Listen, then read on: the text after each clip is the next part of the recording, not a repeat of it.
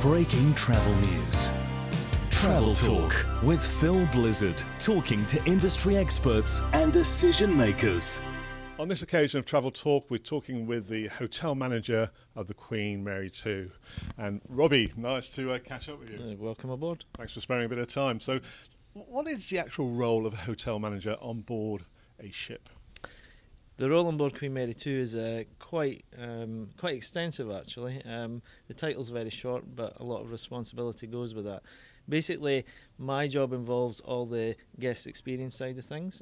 So everything from the food and beverage, through housekeeping, entertainment, even the medical department fall under fall under the hotel, and also all the administration and finance side of things, and all the retail partners. So quite a big part of the operation, really. Sounds very, very extensive. So how would that compare with a hotel manager in a hotel on shore? It's interesting, actually, because I do have some friends who are hotel managers ashore. It's much more in depth at sea because logistical problems, the challenges that you come up with, just getting 2,500 guests in one day, disembarking and embarking, it's a huge logistical feat.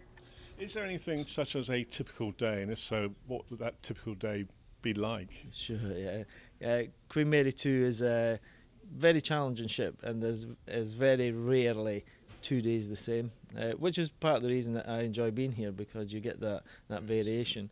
But typically I would, in the mornings, is taken up with meetings with heads of department, catching up with the captain, because he needs an overview, obviously, of what's been going on the day before and what's lying ahead.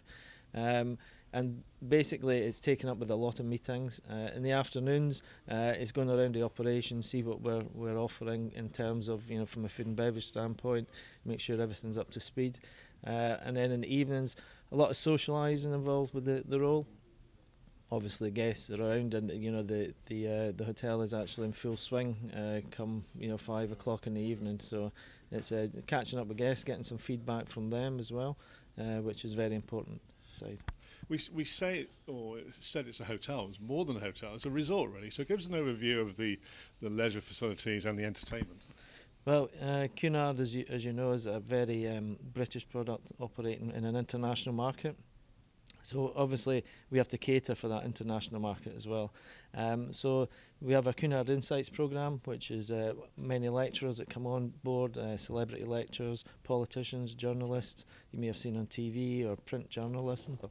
So we don't have the climbing walls and some gimmicks that other companies have, but we base the core product, and that's what we build on. And so as I say, from the entertainment wise, it's very culturally enriching, shall we say. And now looking at the remastering, which has been a big job, hasn't it, for Cunard? Yes. Give us an overview of the man hours involved, the cost, and those key aspects of that remastering.